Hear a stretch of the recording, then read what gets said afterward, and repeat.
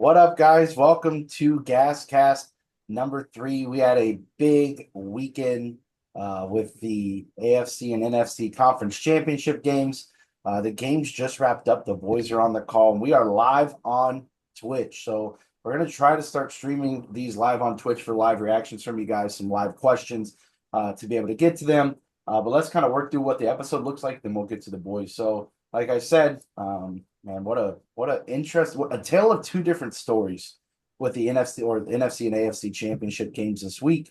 Um, just two very different games. We're gonna dive deep into those. We'll get into our Super Bowl winner predictions. We'll talk about one player that we're buying heading into the offseason. DW from our Discord brought up a great question that we're going to talk about a little bit more in depth about how do we price breaks and generally how do people price breaks. And then we have a little bit bigger mailbag section than normal. So we're going to try to get to that. Boys are going to try to keep it to an hour, but we all like to talk. So let's see how we do. Big weekend here. First, we got to start with what's on your mind. Charlie, why don't you hit us up first? Divisional round series in the NFL. I looked at all the teams available that were playing each other, and I said, please do not let me see the Chiefs and the Eagles in the Super Bowl. And here we are. So a little disappointed, but the better teams did win. So here we are. That's it. Coach?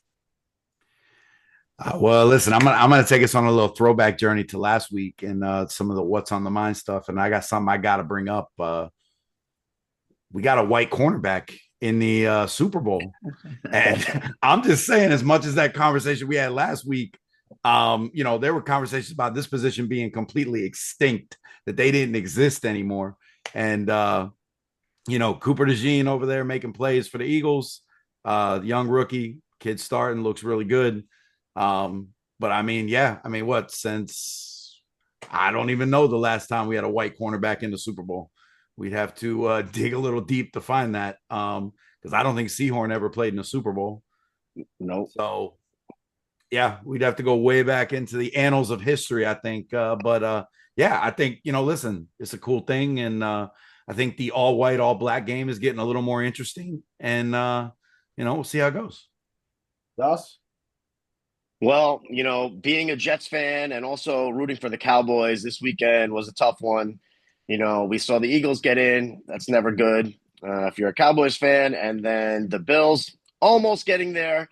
But, of course, running into Patrick Mahomes. And, when you look at it, all throughout history, there's been star players that just couldn't get over the hump. You think of Charles Barkley. You think of Reggie Miller, Maria Sharapova, Phil Mickelson, Peyton Manning.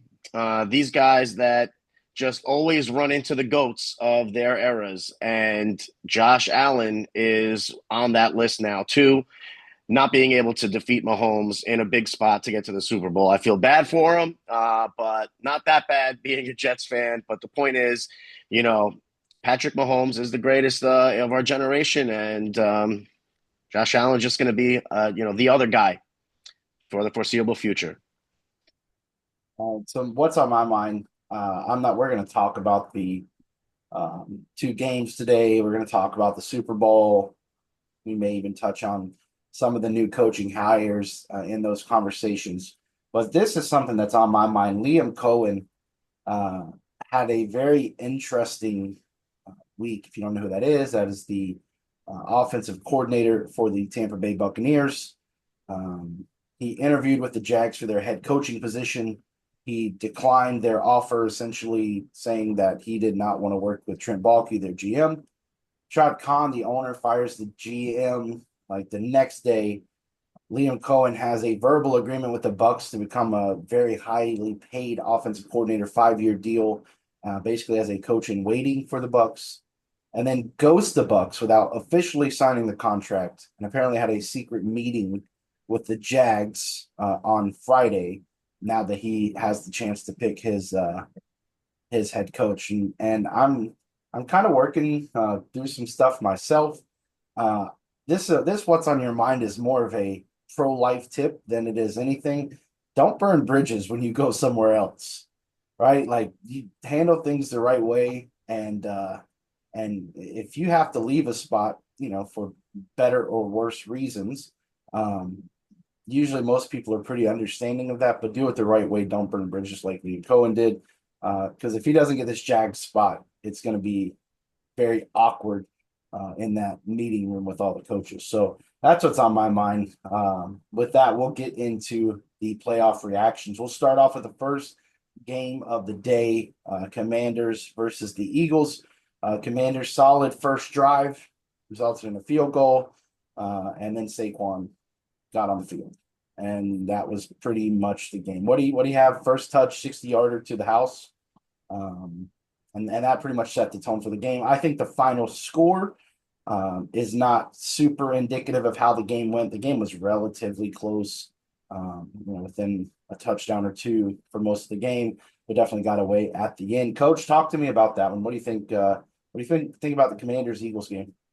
Listen, I think that at the end of the day, the turnovers are what's going to be did the Commanders in. Jaden had a pretty good game, all said and done. The numbers say what the numbers say. The pick at the end kind of skews it a little bit, but he played a pretty good game. It seemed to be the supporting cast on the Eagles side. I mean, if we're being honest here, Saquon Barkley should be the MVP of the NFL this year. Outside of a decision from the coaching staff and whatever happened at the end of the year to keep him from getting the record, but he would have had the record as a shoe in. They basically voluntarily pulled him out from not getting the record. He's dominating here in the playoffs. He's been dominating all year long. He's the real MVP of the NFL this year, in my opinion. I like that. Charlie, got any thoughts on the Commanders Eagles game? The better defense won. But speaking of the record, I've always had a weird concept of 16 game record versus a 17 game record. I kind of like that he sat it out. I feel like there should be an asterisk next to these records with the added game. It's a big deal. It's a big deal to have an extra game to pull off 100 yards to beat the record or to not have it. So, but besides that, Jaden Daniels looked great. His team looked like bums for the most part. Feel like they desperately need I think they're missing their top offensive lineman, which can definitely throw things off a bit, but they need some offensive weapons. And Eagles, I mean, they drafted an incredible secondary. Their secondary just took the game over. He can't do much if he has 3 seconds to throw the ball, and then their defensive backs are lights out. Yeah, I agree. I think what's important to remember is the Commanders overachieved this year. A lot of people are disappointed, right? If you're a Commanders fan, root for Jaden, root for 2024 football. But the Commanders overperformed tremendously this year. They are well ahead of schedule. So I think if you can slot in a 1A, 1B with Terry McLaurin, or even make Terry McLaurin wide receiver 2 and get just a stud back there, maybe another running back, because Austin Eckler got to go. Dude's a bum. 3 fumbles in that game, pretty hurtful. Doss, I want you to talk to me about the second game of the night. This was the headliner game for the weekend. Chiefs Bills. I mean, how many times have we seen it? It's really the new Patriots Colts rivalry, right, in the AFC. What were your thoughts on that game? Well, I mentioned it on last week's podcast about just how underrated the Chiefs defense is, or not that they're underrated, but how excellent they really are. And when push comes to shove and there's a huge third or fourth down play, Steve Spagnuolo dials something up every single time. He did it to Brady multiple times in big spots back in the day. He's done it to Allen multiple spots now back in the day. And that is the true difference when you look at it. Now, on that fourth down play, on the sneak, Allen, did he get that first down? It sure looked like it from the top view. It's kind of it's a difficult one. There's no real guarantee there. That was tough. And then the other thing, just how good Josh Allen is. I mean, he really doesn't have much around him. I know, James Cook is spectacular. But I mean, he doesn't have that much comparative to all the other teams that are involved at this point in the season. So, you give him a lot of credit. And even when he's under pressure with four guys on his tail at the last play, he heaves it up and gives Dalton Kincaid a shot to catch that ball where it's literally through his arms. And, who knows what happens if he makes that play. But we've seen this script before. We've seen these two teams go back at it. And it's like they're all the same. It's like at the very end, who comes through? The Chiefs defense makes a play at the very end, and it was no different. So it was a great game to battle of the Goliaths. But again, Josh Allen's he's just the other guy until Mahomes isn't the guy. I have a maybe not so hot take, but I want to get your guys' reactions to this. Here's a statement. I want to know what you think of it. Jalen Hurts is the worst quarterback that was in the conference championship games today. You guys agree with that? 100%. Yeah. I don't even think that's a hot take, bro. Maybe not. Well, I think when you take his legs out of it, when you make Josh Allen just more of a pocket passer, when you make Jalen Hurts more of a pocket passer, because he did have the knee issue, and I think that definitely that hinders him a lot. That takes away the explosiveness from his game.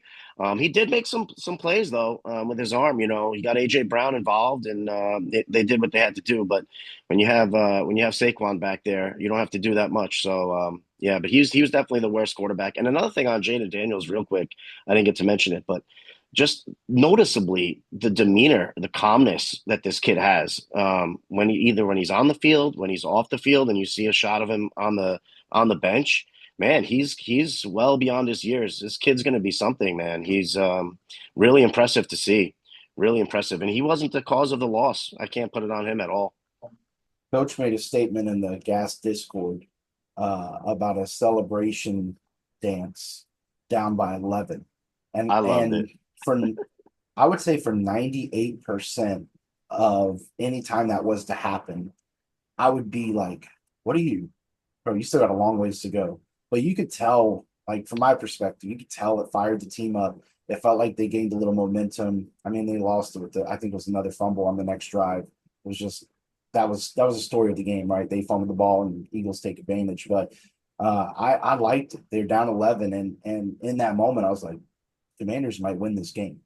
But Eagles won. We get a rematch from 2 years ago. It was a great game. Eagles won on a last drive penalty to end the game, essentially. So we'll see if the Eagles and the refs lock up another Super Bowl, because I think they have a good chance. But we'll go around the horn and give our Super Bowl prediction. Super Bowl 2 weeks from today, right? 2 weeks from today, Chiefs -2, over under 49.5. All right, Dustin, hit us with your give us both. Give me the winner, give me the spread or the over. I'm taking the Chiefs. I'm taking the Chiefs, man. 2 years, was it last year or 2 years ago? I took Lamar Jackson to beat Mahomes in the AFC Championship game, and I was so sure that the Ravens were going to win. And my buddy that I was at the game with, watching the game with, had the Chiefs, and we were going head to head. And Lamar Jackson's looking like Houdini out there, making plays left and right. And then when the dust settles, it's Mahomes on top. So ever since that day, I've never bet against Mahomes in a big spot. I'll just keep betting him until he loses, whatever. But at least I know I'm going with the guy who's predominantly the best, right? So I'm gonna take the Chiefs. The Eagles have a solid team, defensive line, offensive line, impressive. But again, big spot, the three-peat. We've never seen it before, in the NFL. So I'd love to be a part of history and watch it unfold. Last one was the Lakers 02, 03, 04 in basketball. So pretty historical stuff. And the NFL is not a sport where you can repeat like every day. So it's not like the NBA. So big deal here. I'm going Chiefs. And I don't know. Give me the over. These teams seem to score a lot of points all the time. So give me Chiefs on the over. Coach? Listen, what Doc says 100% on the nose. Like, you can't beat a king till you take the king down. Mahomes just finds a way to win You can blame it on the refs. You can blame it on whatever you want. To me, it's like blame it on the refs is kind of soft at a certain point because there's plays that go both ways in every single game. And there's times where, like I said, I brought it up in the Discord. They could have thrown a flag on that last throw that Patty made down in the end zone. They took him to the ground. They took him all the way down. They threw him to the ground. They could have thrown roughing the passer. They didn't. Bills got the ball, had a chance. You got to leave no doubt. All that said, fly Eagles fly. I'm going Eagles for the win in the Super Bowl. And they're going to take down Patty, take him down, knock him out of the three-peat. Eagles just have too many weapons. Their defense is on par, and their offense, this is the most weaponry that the Chiefs defense has seen through this entire run and through towards the end of the season. Not another team that they've seen with this kind of weaponry at the running back and the wide receiver position. Goddard's a beast at tight end. And Hurts can still hurt you with his legs. I think the Chiefs might be in a little bit of trouble in this game. Charlie? Yeah, I think this game's going to come down to the quarterback matchup. Both defenses are pretty solid. I think the Chiefs are going to do everything they can to make sure that Saquon Barkley is not going to have a massive game. So they're going to make Hurts throw the ball. And I think when it comes down to Hurts throwing versus Patty throwing, Patty's going to kill you by 1,000 cuts. He's going to just slice you, quick little 5-yard passes down the middle on the sides until the defense is worn down. I think it's going to be kind of a lower scoring football game for a Super Bowl, and I think it's going to be close. But Chiefs are going to come away with it for a three-peat.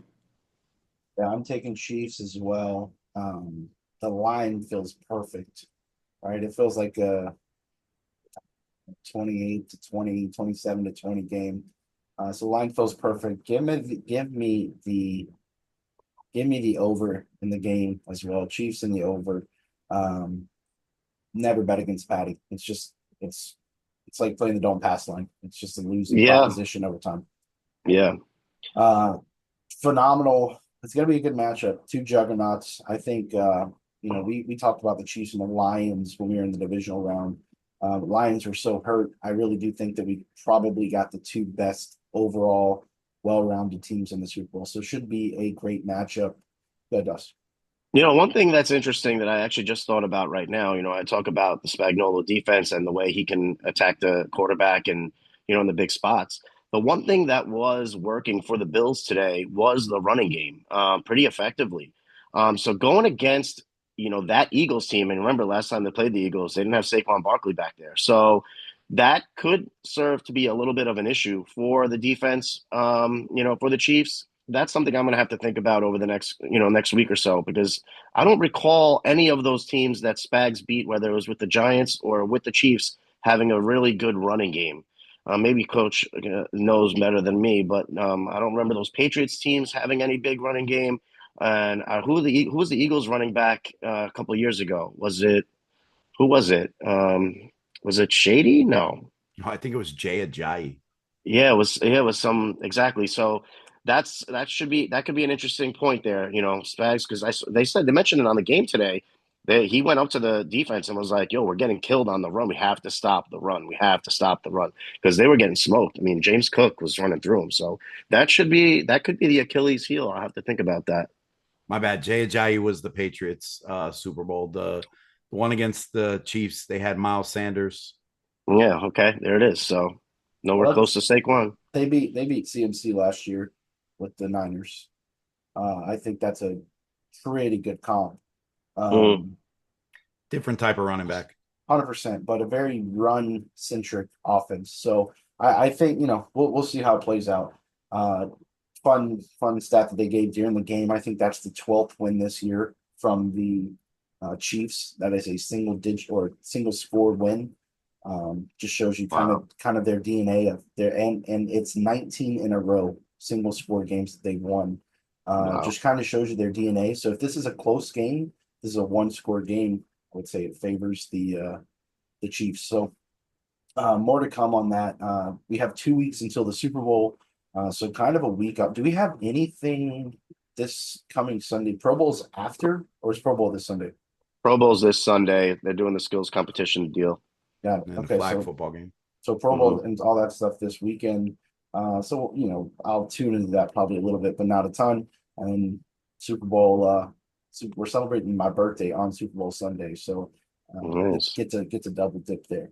So we are not quite into the off season yet, but we are getting close. We got one more game, and the Super Bowl is a game unlike any other. There's a lot of interviews, media row, you have all that stuff leading up to it. So it's more of an event than just a normal standard Sunday. And then you play the big game and then the season's over. So thinking about heading into the off season, who's one player that you're looking to buy with the intention to flip heading into the off season? Charlie, start with you on that one. I think I want to look at Joe Burrow's market. I think there's no way he's going to have another start to the season of being like whatever. What was it, like 3-6? I think Joe Burrow's market's quite a bit down right now, and that's somebody who I'd be pretty excited about going into next season. So I would say Burrow. Yeah, I think it's a great answer, Coach.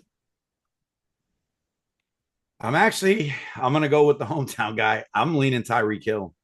I think that a lot of people are down on Tyreek Hill right now. I could talk for him at local standpoint as a Dolphins fan and down here in Miami, and then even on the national level. I mean, looking at his card market, his stuff has just crashed considerably. So I'm looking at he's going to get ready for the season next year. Going into the beginning of the year, hype will go back up again. People will start buying in because he'll say all the right things and get back on track with that. And to me, it's an easy flip before the season starts next year. But I think Doss. I'm a big proponent of buying guys when they're hurt that I think are going to be, relevant. So I think that with that question, I'm going to go JJ McCarthy, quarterback that hasn't seen the field yet. Probably going to go a little under the radar a little bit in the offseason. Some people going to need some cash, going to dump some McCarthys, and probably could get a couple of big pieces and hope that he hits the ground running when he takes over next year in Minnesota. Still a solid team there.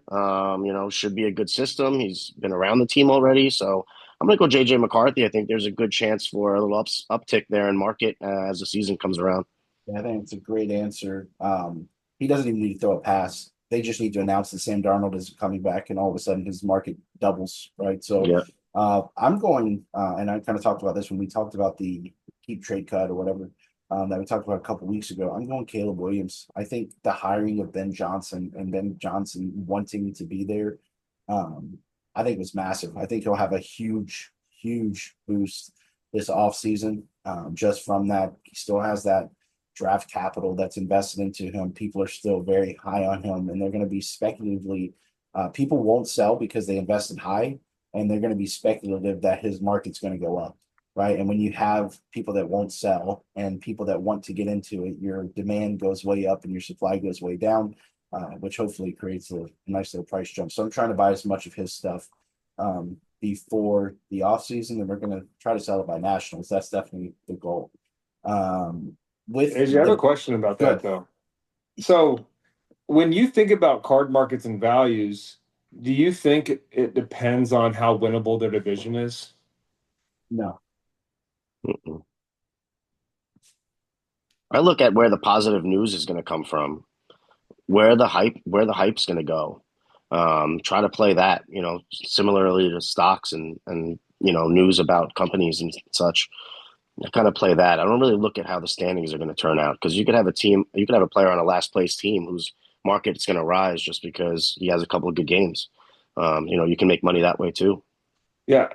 One guy who I think is going to rise for the opposite reason of that, though. I know we're talking going up to the season, but if you look at going into next season, San Francisco 49ers were decimated by injuries this year. And so I know Brock wasn't hurt, but he's going to be there. He's going to get all those weapons back. They bring back their defensive coordinator. Salah's back in the building. Their defense will be back on point, you would hope. They still got great players on that side of the ball. I'd expect the Niners to kind of uptick next year, come back, win that division, and you get all the 49er fan excitement back on Purdy again, and then his prices go back up as well. But I think that's a longer play into next season, not. Yeah, that was my second choice. That's a good one. That's what I was going to say too. Yeah, I think that's a good point. John Gaylor in our Twitch chat said Bryce Young. And I think that's a great answer. I think he's going to have a little hype about him. And then a sneaky one that's who is way lower than I've ever seen him. And it's very speculative, but T-Law, I just think his market is Yeah. so low I right knew that now. was coming. It's so low right Doubling down. AJ's doubling down. First of all, this is about a quadruple down. And What's that saying? Don't throw good money at bad money. yeah, Oh but my I've been God. talking to Doss. He told me he said something about Martin Gelling at Sports Cards. So Hey, listen. I saw a card yesterday. I think it was yesterday. I sold to a guy and he still has it. I sold it to him for $1,100. It was a Contenders, I think it was Contenders Optic Auto PSA 9 something. I sold it to him for $1,100 like 2 years ago. He's trying to move it for 190 and he still has it, can't move it. I'm trying to buy it again for 150 just to see if I can get back in it. But I'm telling you, T-Law's going to get a new coach. He's going to get a new a little facelift. He might be a decent one to invest in too. T-Law is a magician. He's the guy who we have. We purchased him for 80. We purchased him for 89s, and now he barely makes our 87s. We have quite a bit of. Yeah, we have some $800 T-Law cards that are like probably $150 now. Hey, I'm a buyer. Yeah. I know somebody. Do you think Bryce's market is actually down right now? I feel like if you want to buy Bryce, you kind of miss the window. Yeah, I feel you like probably missed the everybody's first buying window. Bryce right now. You probably missed the first window. I don't think anybody's hardcore buying really anybody right now, except for the 24 Prism class, right? Like I think that's where 80-90% of the money's going. And then, big Mahomes, Josh Allen, stuff like that. That'll trade a ton over the next few. I think you let it get into March, early April. I think Bryce Young will be as cheap as you want it. If you think, I mean, Bryce and Mike are the same height. And that's a problem for me. So I wouldn't invest in him personally. But I just, if you think that he has a chance to show why he's the number one pick, I think you'll have a good buying opportunity. But I would reckon Bryce is one I think you have to keep into the first couple games of the season, let him come out, maybe win a couple games, look like he has it on track, and then try to move it quickly. Any other final thoughts there, fellas? All right, we'll go into the next segment. Actually, no, I put a second part on this also. We kind of talked about baseball wax, and we're concluding the 24 run with baseball wax, but we are just now really getting into the second half of the 24 football run for all of Prism football wax and Top Scrum coming out. So question for all of you, and I know Mike, you rip baseball primarily, but you know enough about football stuff, and you've seen it, you rip with us, that you can answer this as well. Which football product are you most looking forward to heading into the second half of the 24 football wax run? Give me the rookies. Give me the rookies and stars, baby. Rookies and stars coming out this week. Let's go. All right, Mike, we'll come back to you. Somebody here? Charlie, what's your answer? 100% Optic. Last year, Select was pretty sexy because we knew we had a monster 24 class. I don't necessarily know if we have a monster 25 class, so I'm definitely looking forward to the gold downtown chase. So I would say Optic. I like that. Coach? I'm just gonna go with my favorite product is Spectra. I love Spectra, and I'm kind of hoping Spectra FOTL they do the same thing they did last year and they come out with booklets again. I think that'd be absolutely phenomenal. Spectra's a hell of a fun rip. It's a lot of cool cards. I like the design. It's one of my favorite designs, so love to rip it. Yep. Spectra's good. Das, besides rookies and stars. Besides rookies and stars. How about this 2024 Topps Chrome football? Give me that. Let me see what it looks like. Let me see if I can get excited about it. I want to see it. I want to put my hands on it. Probably want to get a couple of pieces too, especially Jaden and a couple of the quarterbacks, McCarthy, etc. Well, although he might not sign. You think he'll sign in both? No. JJ? I don't know. He is signing. Yeah, he does sign. Yeah, so give me some Topps Chrome. Let's see what they got. This could be big. That's actually my answer as well. I think we're gonna have a lot of fun with Select and Optic and Obsidian and Spectra and all that. I think those are gonna be great. Doss is gonna love rookies and stars, and I'm pumped for him. Lots of channels out there gonna be ripping that, so we'll make sure we get him landed in one of those.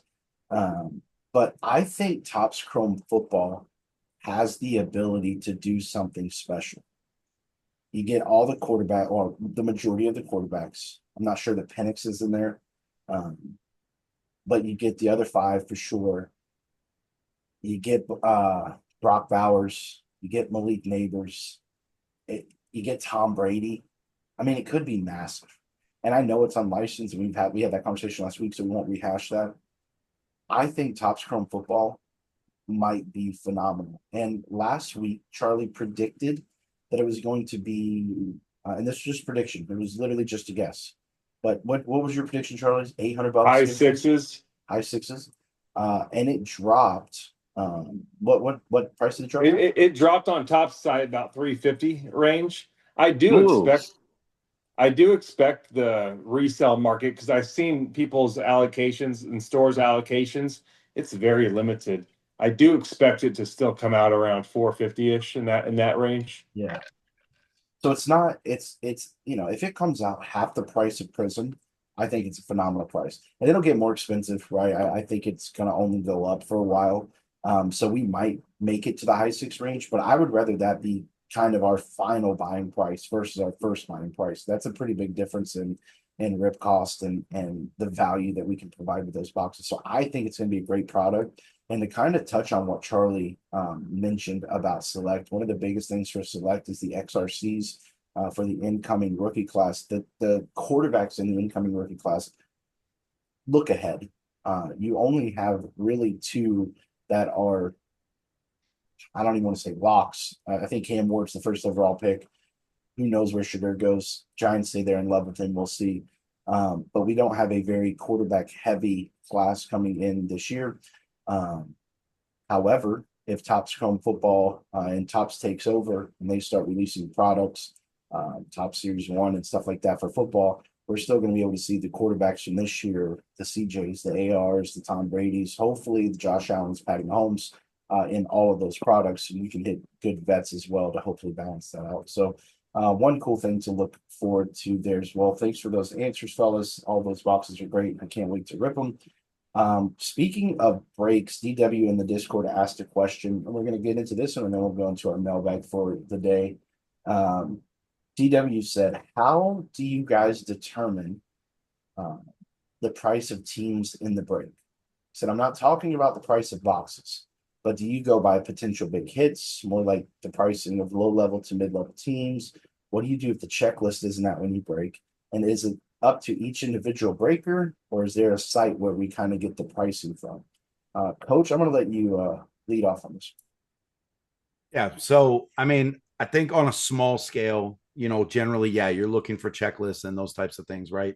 You're always looking at who are the rookies, who are the big name guys that people are going to be chasing after, and then what are the guys that have case hits in that product, in order to kind of break down percentages of teams, right? And that's usually, for the most part, I think, kind of the norm in the industry. Guys look at a whole list of teams, and you don't just kind of say this team's this price, this team's that price. You take your cost of your break and you break it down on percentages of those teams. So if you say like the commies are 20% cost of a box right now, they're 20% of that break cost, right? And that's kind of where their price gets kind of brought up from. And then you kind of go down the list, right? This year we got a ton of quarterback teams, so you're seeing a lot of breaks where the quarterback heavy teams, all these rookie quarterback teams are a little bit on the heavy side in breaks, and it's kind of spread out. Last year, it was like all on CJ and AR, right? It was for most of the year. Almost all of the price of breaks went to the Texans and went to the Colts in football.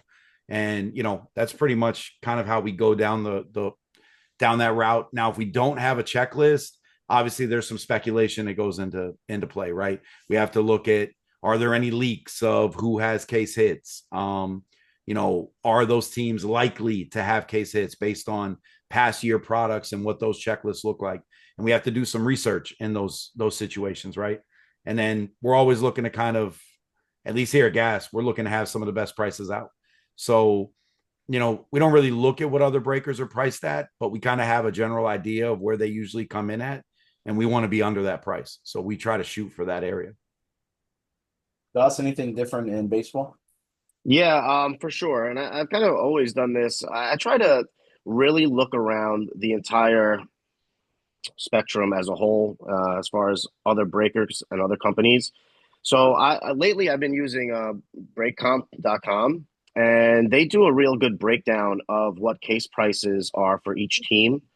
And I take the top price, the low price, and I average it out. And I take the median of said team, and I put it in, and then just like Coach said, I'll do a reverse breakdown on percentages. So that way, my teams are never more that much more or less than the average price of that team per product, and it's been working. And then after I get that kind of baseline down, then I'll tinker, between 5, 10, 15, $20 here and there on teams where I think is kind of warranted for the checklist. Because most importantly, I just don't want someone to come into my room and say, "Oh, I can get this team for $50 less, so and so than I can at you." And I mean, sometimes you can, and they don't do it all that way. But I like to kind of stay right at the middle as much as possible as far as the average on teams, individual teams across the board. So I look at it. I look at break.com or breakcomp.com, and it's been working. I've been doing that for about a year and a half, 2 years now. And this is for PYT specifically, right? This is for, Yeah, set pricing. That's what makes Whatnot a little bit different. We've been on Whatnot for the football side of this for a couple weeks now when TikTok got a little weird for a little bit. Just kind of starting to build that up. And there we do auctions, right? So, in let's just say a 2 box prism break, the commander should probably be 500-600 bucks in that break in a PYT format. However, in that auction style format, you spin the wheel, you might get the Commanders for 50-60 bucks. You also might get the Browns for 50-60 bucks. So it is definitely interesting, but something that might be worth rolling the dice on occasionally to see if you can smack one of those big chaser teams for cheaper than you would be able to get in a PYT, and cross your fingers so if you don't get the Browns. Charlie, got anything to add to that? No, it's pretty simple, I think. Players, checklists, products. Yeah, I think to sum it up in one line, the higher the ceiling, the higher the price. Right, the higher the percentage. If their ceiling, Jaden's ceiling is massive right now. The higher the ceiling, the higher their percentage, and it's gonna change the price. With that, fellas, let's get into the mailbag. Wrap this thing up for the night. Coach in the Discord said, "What is your Mount Rushmore of your personal collection?" So, top 4 players or people that you collect. Coach, you asked it. I'm gonna let you answer first. All right. So yeah, I was kind of looking, what are the 4, if you had to name 4 people that you're collecting that you have up there, that they're the 4 guys, if you looked at your collection tomorrow that are on there. And on mine, it's, Dan the Man, Dan Marino, is a diehard Dolphins fan. He's up there. Probably number 1 in my collection. Number 2 is Dwayne Wade. Got a pretty hefty Dwayne Wade collection. More on the memorabilia side, but also have him in cards and stuff like that. Uh, Kind of out of left field, just a guy that I've loved, and I started collecting his stuff, and I got a huge PC of him. Is Jarvis Landry? We loved that guy. I loved him. My kids loved him. I'm a season ticket holder for the Dolphins. So we go to the games, and it was just one of those guys that kind of fell in love with. So loved the way he played the game with the attitude he took and just the energy he had. So had a big collection of him. And the last one, I've got a pretty big anime collection. If I had to name the one person that's on that list, it's probably anime character from Dragon Ball. It's Vegeta. So I got a bunch of stuff of his. So got a pretty big collection of his stuff as well. So yeah, that's my Mount Rushmore. All right, Coach is collecting mac and cheese, Velveeta. Uh, Charlie, I know you had a big Wander Franco card. I don't know if that was part of the PC or not, but what's your Rushmore? I'm still a big Wander believer. Uh, no, CJ Stroud. I probably, I probably have I'd say a pretty massive CJ Stroud collection. By default, I have a big collection of other players by default, but the ones I like to keep are CJ. I try to keep a Seahawk, and right now my Seahawk is JSN. Uh, It used to be Marshall. It used to be Russell Wilson, Marshawn Lynch, and JSN's the new guy. Brady. I have a pretty big Brady collection, and not every card I have of Brady is like these massive cards. They're just cool, unique cards. I have a big player worn Tom Brady collection, and then Julio Rodriguez. I have some pretty big Julio stuff, but in terms of what I prize the most in my entire collection is my sealed Pokemon collection. That's what I am going to pay the way of my four boys' college with. I have a massive sealed Pokemon collection. Wow. All right, Gus. All right. So first and foremost, I think my childhood collection is centered around Michael Jordan. Probably had, so, I've sold a lot since then, but probably had at one point, over 150, 200 Michael Jordan cards, ranging from $1 all the way up to $10,000. So Michael Jordan I was always a big fan of MJ, and we mentioned talk about goats today with Mahomes. He'd be number one. My second would be Shohei Ohtani, just because again, same thing. I think I was early on him, and I love the fact that he pitches and hits, and he's so unique. I don't love that he got traded to the Dodgers or whatever, that signed with the Dodgers. I like guys that kind of stick to one team for the most part, as far as collecting wise. Same way with jerseys and memorabilia, by the way. But Otani would be number two. Zion Williamson as well in basketball. I had a lot of things that I collected from 1920 rookie season, and kind of still holding hope that he's going to end up being the face of the league at some point. That might be a pipe dream, but it's no worse than my Jimmy Garoppolo collection, right? So, and then the last one, which is my new love, my new build, is Jackson Churio. I've got some really massive Jackson Churio cards, a few autos, a couple of real short print case hits. So that's kind of the next wave, my Jackson Churio baseball collection. So a couple of goats and a couple of young studs, young rooks. I'm gonna throw three and then up, kind of like you did, a potential building up one. So first and foremost, Patty.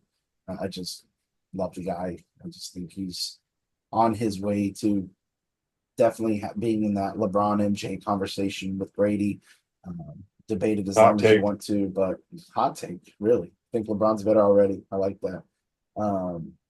I just Patty, best store of value in the hobby. It's not even close. Second is Herbert. Not going to talk about that right now. Refuse. Third, I'm gonna say the 2024 rookie quarterback. So mostly Caleb and Penix. I'm buying a ton of their stuff right now just to collect some, but mostly to flip it. And then fourth, Dust, this is gonna make you happy. Dylan Cruz. I'm trying to step my game up and looking for some home and first stuff of his, and I just didn't want to have to be graded. So going to be trying to collect him as much as possible. Good answer there, Keats, from the Discord. And guys, if you're not in the Discord, it's going to be linked in our bio and in the description for wherever you're listening to this. You can click right on it. It'll take you right to the Discord if you're looking to buy, sell, trade cards, hang out with a great community, get to know us, get to know the people. I think we have 500, 600, 700 people in there. Always buying and selling. Yeah, phenomenal. Make sure you click on the link, join the Discord, and we'll talk about our pages at the end. Keats from the Discord said, if you have a smaller singles budget, would you chase low-end Prism, since we all know Prism is premier, or is there another product you would go after where the higher-end cards would be around lower-end Prism? Charlie, I'll start with you. I'm sticking with low-end Prism, and this answer might surprise you, but I would, if I'm trying to maximize my funds and a return, I would stick with getting cheaper big quarterback base cards, grading them, trying to get tens, and then I would get backup quarterback silver prisms.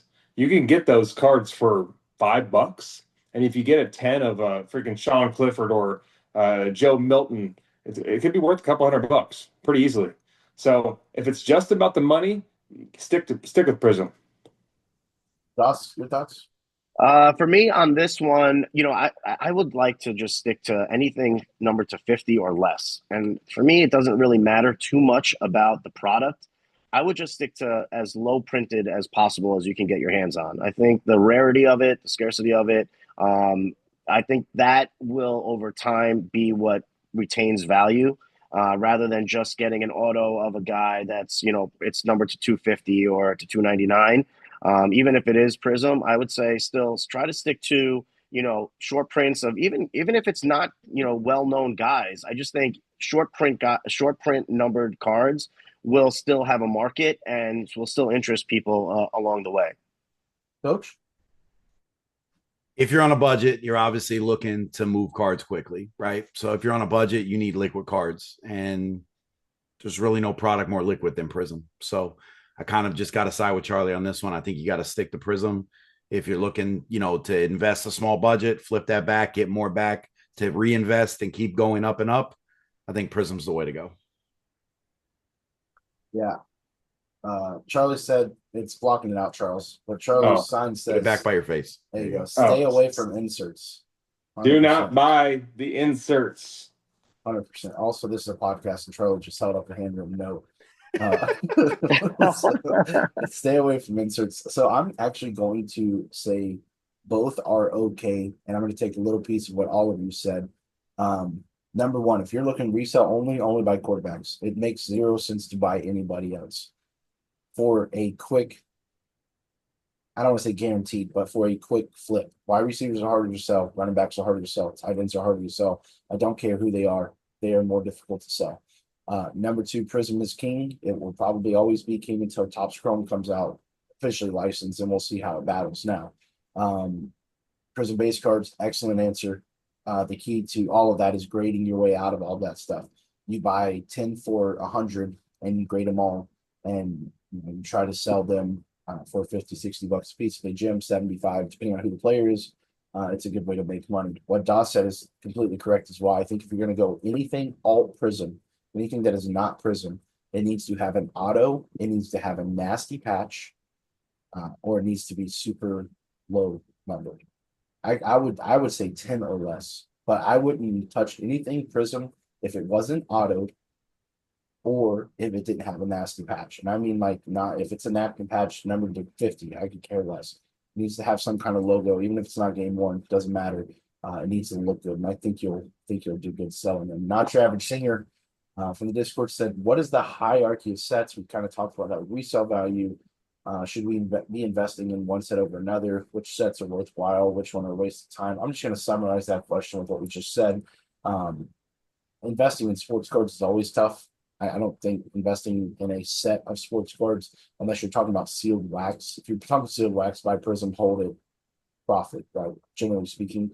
But as far as if you're talking about investing in sports cards, I don't necessarily want to say this is the greatest investment you'll ever make in your life. I would probably put my money in a 401k or in a Roth IRA. But if you're trying to ask which sets will hold value the best and have the best potential to go up, Prism drives the market.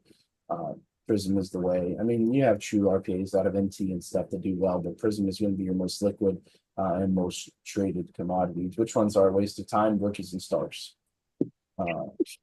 That's a guarantee. Norseman from the Discord said, "What are some of the most effective ways you determine if someone is a scammer?" This one's a fun one. Charlie, I'm going to start with you on this. The first thing I do is I check to see if they're friends with Michael Hidassi on Facebook, and if they are, I'm staying away. But Wow, on a serious note, that's fucking bullshit. That's bullshit. That's straight bullshit. I know. Oh, but that's a joke. I know. But on a serious note, if they don't accept PayPal, even if you're gonna pay, even if that was a joke. I'm sorry, Mike. Even if they're gonna pay for, even if you offer to pay for the service fees of the PayPal and they still say no, I'm usually pretty red flagged about that. So, and a lot of the times, it's like, what kind of screen name are they talking to you from? Are they talking to you from like some wacky screen name and they give you a payment option that has like a completely different name than their screen name? So that's something that I usually also try to stay away from. So pretty much, if they don't accept PayPal, even if I'm willing to pay for the fee, then I'm going to stay away from them. Doss, I'm going to come to you. What do you think? I mean, I don't know. I tend to deal with people that I know. As far as selling, if I'm not selling in person at shows and stuff, I'm pretty much dealing with people that I've dealt with before. As far as knowing if someone's a scammer, if you're going to buy something off them, make sure they're coining their photos and make sure you can talk to them and they have a conversation and maybe they have a profile with like a legit name and you can look them up on other platforms and see that they have followers and actually interact with other people. So just do your due diligence. I mean, we do a pretty good job on the Discord, but there's always going to be one or two guys that kind of try to sneak in or trying to get build a fast one over you. But just don't get too excited. Like make sure you vet the people that you're dealing with, and then once you start attaining people that you have to do a business with, like I said, you can keep that circle and constantly go back to it. Whether you're buying from them, they're buying from you, and then you build a network that way. So I think always a safer way if you're not doing it in person. Coach? Guys, if a deal's too good to be true, it probably is. If you've suddenly gotten and you've been trying to sell a card and you're getting an offer that's way above your asking price or way above every other offer you're getting, there's probably something that you need to pay a little bit more attention before you accept that payment. And just keep in mind, Charlie made a great point about PayPal. PayPal goods and services, even if you offer to make the payment, you have protections in place. You can recoup your funds. Venmo has a product protection. It does not protect you. So if you use that, you're not going to get your funds back. You're not. I've been through this already, been down that road. Cash App, Zelle, you're not getting your money back. So use PayPal, use goods and services, build a rapport with that person. Once they've earned that trust, if you want to go another route, you can. But sometimes even people that build a good reputation can pull a scam. So, you always have to be careful. You always have to be aware. Be careful anytime you're moving large amounts of money. Just always be careful. Yeah, I think something to be mindful of is scammers, generally speaking, can be quite intelligent, right? We've experienced this from the braking side, from the gas side. I mean, we won't share any names, but we've had screenshots come through that look like official Cash App purchases. They looked perfect, and they were never sent.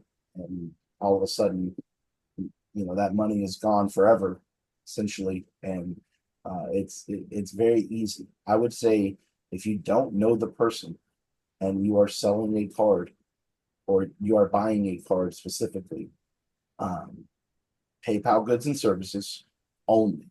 No other option. No ifs, ands, or buts. PayPal goods and services. If they refuse, walk away. Doesn't matter it doesn't matter the reason, doesn't matter what they say, doesn't matter why, I don't care who's in the hospital, who died, what happened to the dog, what happened to the car, doesn't matter. If they will not take PayPal goods and services, protect yourself and walk away from it, and you won't find yourself in bad. You only get scammed once, hopefully, until you get smarter. Everybody in this room has been scammed at least once. It's a guarantee, right? And that's how you learn. And hopefully, through listening to this, you don't have to go through that. Last question. This one's from Biz, from the Discord, and we'll wrap it up with this one. How often do you check eBay for a snipe? Since there isn't a specific search for that, and are you searching specific product or player's name in general? Coach, you had a good reaction to that one. What you think? Yeah. I love to go on eBay and just search a name, right? So like I recently, I just got one recently. So I ended up picking up a Tua Zebra on eBay that someone had listed as a Tua black and white select parallel. And so, if you're looking for a zebra, you type in Tua, Tagovailoa, Miami Dolphins, zebra, you might get a very narrow list, right? But I like to go in and I like to just type the name. I sort by ending soonest and I'll just scan, right? And I'll scan through that player. And if I see something that's ending soon, it looks like maybe, it's either not getting the bids or the eyes that it needs to get, maybe I'll throw a bid on that card or start watching it and try to be there when the auction ends. And that's really the move for me. I try to do that at least, when I'm sitting around. If I got nothing to do, I'll hop on eBay for a minute, type in a name. I'll type in Marino. That's it. That's the only thing I type in. And then I just sort by ending soonest, auctions only. Sometimes you can find the buy nows, but the buy nows, I haven't gotten as many snipes that way. Most of the snipes I'm able to find are on auctions, and that's the way I kind of search them and sort them. Charlie, any insight on this one? You're cutting out. I can't hear you guys. Any insight on this one? Charles? Oh, no, but 82 actually sent me a link that about a week ago, and it was a link called Fat Fingers, and it's for people who mistype players' names, especially like Tua Tagovailoa. Very easy name to mistype or spell incorrectly. And you can go on this Fat Fingers site, and it basically types in the player's name, and it finds some incorrect listings for you that people might not see. So that's a pretty good. I haven't tried to use it yet. He did tell me he's found some massive cards on there for screaming deals by using that. So a little tool. Check it out. I've bought a few Trevor Lawrence's from that site, so I'm very appreciative of that. Das, Nice. any thoughts? Yeah, I mean, I don't utilize eBay auctions as much these days. For me, it's more searching for exactly what I want, and then liking all of those posts. And I've noticed that I end up getting a lot of discounts. Like they end up reducing prices on a lot of these buy it nows, and you get the offers emailed to you. And then when I see that, I know that I can negotiate with this person a little bit because he's obviously looking to sell, or she is looking to sell, and then I can get back in on it and have a discussion with them through messaging. As far as auctioning, I mean, listen, for me, I'm an addict like that. If there's a card I want and it's on auction and I want it, I'm gonna be the highest bidder. Unless someone snipes me, because they put something crazy in at the end, that's fine. But normally, I won't set a stop and be like, "Oh, I'm not paying over this." Like if I want the card, I'm gonna pay up for it. Maybe that's not a good approach, but that's just me. I'm like, I don't want to lose on it if that's what I really want. You know what I mean? But I just think liking a lot of those listings and kind of seeing if you can start a dialogue with the people that are selling. It's kind of my strategy. I like that. I don't use eBay much at all. I'll sell some cards if I can't move them through my normal sources. I would say use eBay to try to find deals. Sure. Every time you buy a card on eBay, you set another comp though. So you might have got it for cheap, but that's the newest comp. So that's that's a tough thing that you have to deal with as you set the market. So build relationships, build a community, build people you can reach out to, find networks that you can buy in and buy from. Because usually, I mean, depending on the card, depending on the people, you can buy cards for 70, 80, 90% of comps. And all of a sudden you're in that card for less than what it's from before you have a little positive equity the minute that card reaches your hands, and then you can watch it. So sure, look for snipes on eBay. Probably not a terrible idea. Just be mindful. Every time you buy on eBay, you set a comp. And that can be a little tough if you need to move the card. So let's wrap this up, boys. Good episode, great weekend of championship games.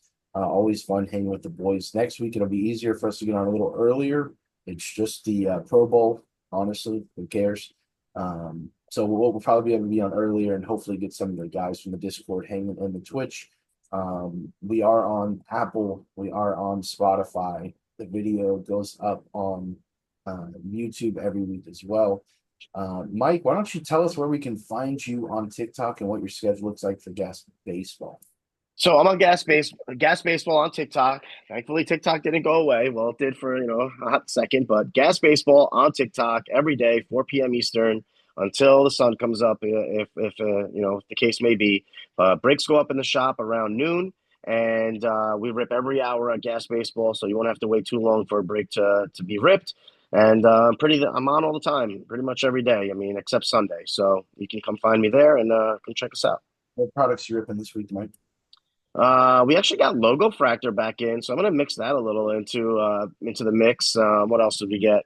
We got some more Bowman's Best. Bowman's Best has been hot. Resale value on the singles of Bowman's Best have been real good the last couple of weeks. So it's exciting. We've still got things to find. I hit a massive card last week, guys, and it really didn't get that much noise. It's gonna go up in the video for Hit of the Week tomorrow. Which, by the way, we do a Hit of the Week contest every week.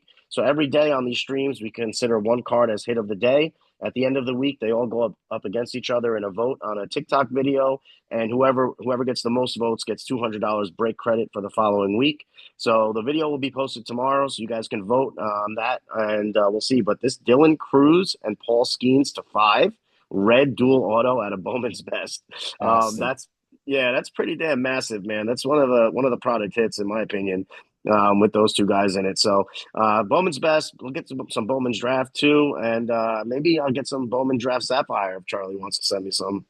But it should be a fun week. You're getting a restock on the Topps Chrome Sapphire. Okay, that's good too. We get 2 cases of that coming in this week. Let's do it. How good? Okay, hear me out here, boys. Topps Chrome Football Sapphire.